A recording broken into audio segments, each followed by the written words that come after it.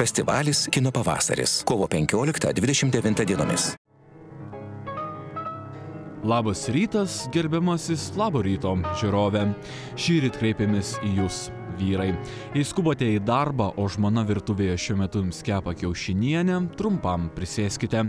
Ir kol žavioji paryžietė Katrin Deneuve akompanuoja pianinu, paklausykite.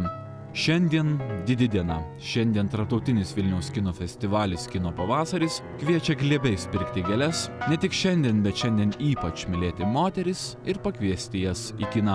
Jei sunku rinktis, pagalvokite apie šiųmetę festivalio retrospektyvą Femme Fatale arba Fatališkosios moterys Europos kine.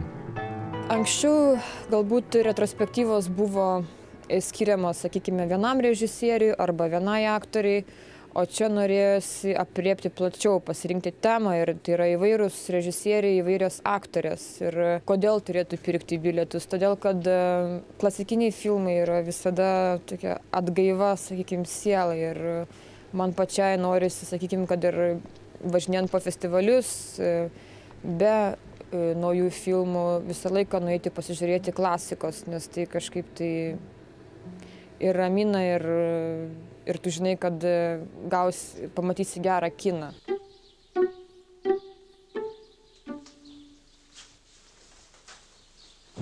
Kovo 15-ąją prasidedančio kino pavasario retrospektyvoje 8 laiko patikrinti filmai, kurių nepamatyti, lyg neišplauti lėkštės po ką tik suvalgytos kiaušinienės.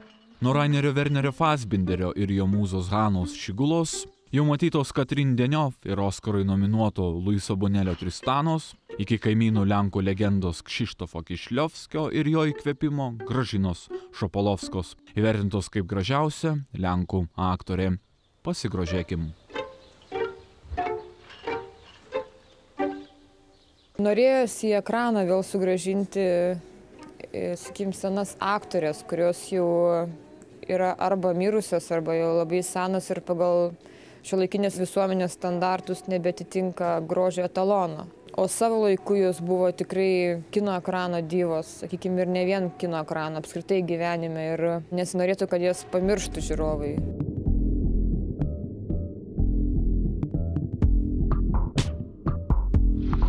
O štai šios moters, gerbiamieji, galvos guldome, nepamiršite. Ypač jei sumanysite damas pakviesti ir lietuviškasias šiųmečio kino pavasario premjeras. Severija Janušauskaitė, bene fatališkiausia jaunosios kartos lietuvių kino ir teatro aktorė, štai taip sprendžianti problemėles Vytauto Dambrausko filme Ryba.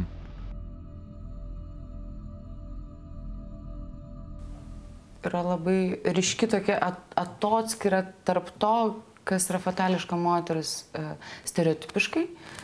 Tai yra tai, kaip mato visuomenė, tarkim, vyrai ypatingai fatališka moteris. Jie mato tą kiautą, jie mato tą Dietrich įvaizdį, emancipuota moteris, stipri, laisva, nepagaunama. Tu jos nori, bet tu niekada jos neturėsi. Tu jos trokšti, bet jinai tavęs niekada, kaip pasakyti, prie tavęs niekada neprieis, galbūt prieis, po to pabėgsi. Jinai yra nenuspėjama, nevaldoma, laisva. Įsiveržė, pasakė, sugriovė, pastatė ir dingo.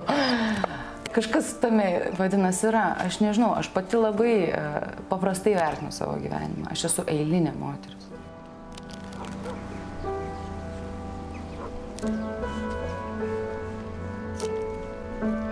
Aš tikiuosi, kad atsiras temų, kurios gvildens tą moters psichologiją, kas slypi už tos kaukės, už tos femme fatale. Nes aš manau, kad slypi labai paprastas žmogus, labai paprasta moteris. O tokias moteris, gerbiamieji vyrai, mūsų pareiga gerbti, saugoti ir mylėti.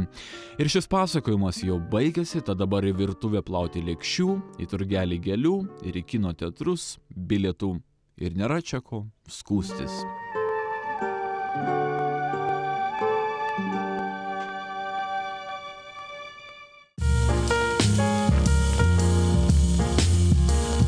Festivalis Kino pavasaris. Kovo 15-29 dienomis.